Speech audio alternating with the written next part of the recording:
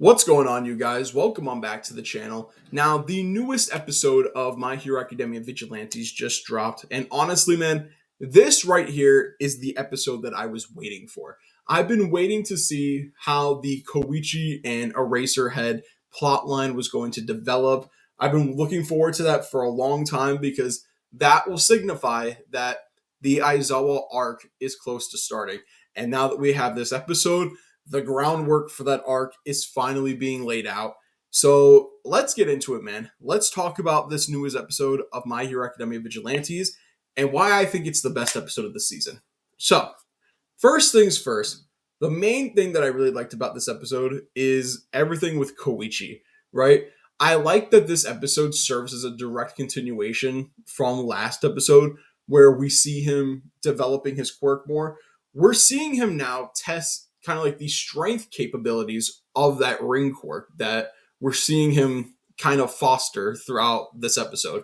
So what I like about it, the best thing about this is when he's fighting the squid guy and you see him going backwards and kind of shooting the rings at him, you see him be like, wait a minute, I don't have as much recoil when I'm going backwards. That's like a small throwaway line, but what I like about it is it's kind of like Deku in a way. Deku was always thinking about stuff like that with like recoil, with like shoot style and stuff like that. So that's what was cool about this episode. The fact that Deku kind of still lives on within Koichi. That's what I like about Koichi. Koichi is kind of like Deku in a way, but more so if you went the vigilante route. So Koichi continues to be just a great character. And I also like that he was scared of Eraserhead for the longest time because, like, we all know Eraserhead as kind of like this big softy from My Hero Academia, but for somebody like Koichi, like Eraserhead is quite possibly the scariest person that he could run into because not only can he take away your quirk, but he can just turn him into the police because he's a vigilante. So I like their little dynamic that they had going on. Like, even when he was kind of helping Eraserhead and Eraserhead was going to fight the squid guy on his own, he was like, should I just dip out? I thought that was funny. I thought that was a good instance of like comedy within the series, showing that Koichi still is kind of scared of this guy. So I like that a lot. It kind of grounds Koichi in a way for me, makes him a lot more of a comedic character than Deku was. So I like that. Now, moving on from the Koichi of it all. Oh, and also one last thing. I loved his final like charge up attack that he did on the squid guy, where he essentially just releases a Kamehameha. That shit was so cool. I like that a lot. They crushed it with that moment. Like they just knocked that out of the park in terms of like the animation for it and then the comedic like effect of it right after when Koichi's like, oh man, this didn't even really work out that well. I like that a lot. They did really good with that moment. Now, moving on from Koichi, I want to talk more about Eraserhead.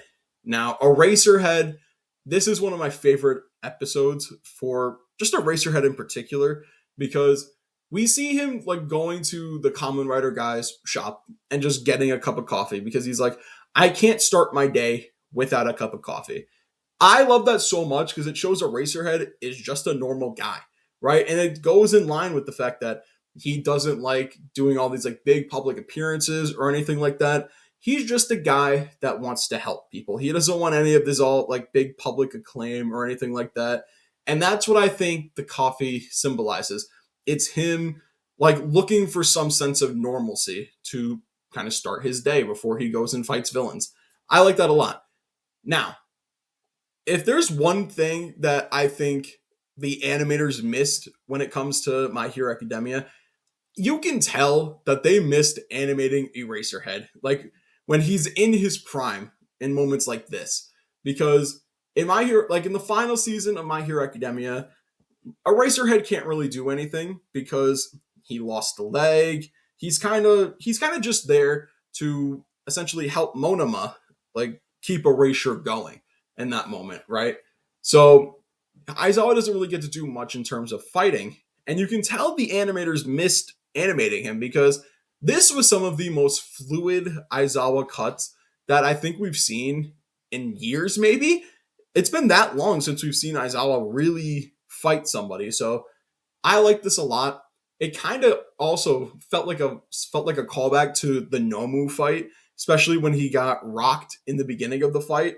So that was a cool callback. I liked that a lot in that moment. And dude, like I said, the fluidity of the Aizawa action scenes were so good, particularly when he's jumping out of the warehouse and he's using his binding cloth to essentially like keep the octopus guy in check. That was so cool. Aizawa is just such a good character, man. I love Aizawa so much. I've missed seeing him fight. I've missed seeing him put his skill set to use, particularly with the binding cloth. He's just such a cool character. And you kind of forgot for a while because he hasn't really gotten to do much in like mainline My Hero Academia. He's kind of been on the sidelines. So what I like about Vigilantes is it's showing Aizawa back in his prime. This is Aizawa that we saw in season one, or that we saw glimpses of in season one. We're able to see him now at his apex, right? This is him at his peak before he goes to like UA essentially. So we're seeing him now at the peak of his strength. So that's what's really cool about Vigilantes. Just seeing him be like this, right? Seeing him have these fluid fight scenes, seeing him like work with different characters and all that, teaming up with like kind of like vigilante-esque characters and putting that aside for the greater good and putting a villain in their place. I like that a lot. Aizawa is just, I feel like, going to get even more perfect development moving forward in Vigilantes because, as I've said before, his arc is coming up. I don't know when exactly within the season it's going to start. I feel like it's going to be like near the tail end of the season at this point, but man, I just can't wait to see how they handle his moment because it's going to be perfect. Now, the last thing that I really want to talk about is six. As always, six, in my opinion, has the potential to be so awesome because, dude, in his own like one scene that he got this episode, we see him beat the brakes off of the octopus guy that our main heroes spent the entire episode trying to take down, and in the end of the day, he got away, and they had to chase him down again. But you see Six just beat the brakes off of this guy. But then what I like too is that when Octopus Guy kind of like shoots a rock at him and creates kind of like a scratch and draws blood, he goes ballistic. Like you see his like kind of facade crack a little bit because you when we learned that he put that scar on himself to kind of resemble his master. So when that rock hits him and draws blood, he's so angry and loses it at the fact of another scar like like being put on his face that isn't the one that resembles his master, and you see him just go absolutely ballistic and take down the octopus guy that like again we spent all episode trying to take this guy down, and he does it in like one swift motion. That was insane to me. But what I like too is that we're seeing now Six's mental state, right? He's not all there, in my opinion. I It's gonna take one thing to just make him completely and utterly snap, because I think this is just me theorizing at this point. I think he sees himself as All for One's successor, in my opinion, right? But that's all I feel like going to be in vain because at this point in the timeline, doesn't Shigaraki exist? Like, doesn't All for One have Shigaraki at this point in time? So he's kind of just using Six as a pawn, if that's the case. And if that's the case, what's he using Six for? Kind of to just like get data on different quirks and stuff like that. Like, what is the point of Six as a character? And what is their dynamic? That's what I'm most looking forward to with seeing more within the season, seeing how Six is going to be further developed. And what I also liked is we set the groundwork for Koichi and Six to have that kind of dynamic, because you see Koichi go to warn him about the villain, and then Six takes off. So we now have that dynamic set, ready to go for future seasons, or even near the end of the season.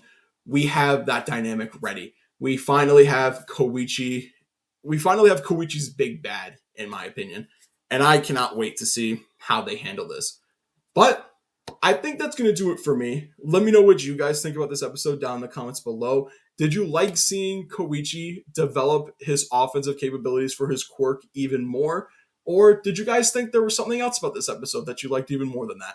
Let me know what you guys think. Like, comment, subscribe. And as always, I'm going to talk to you guys next time. Bye.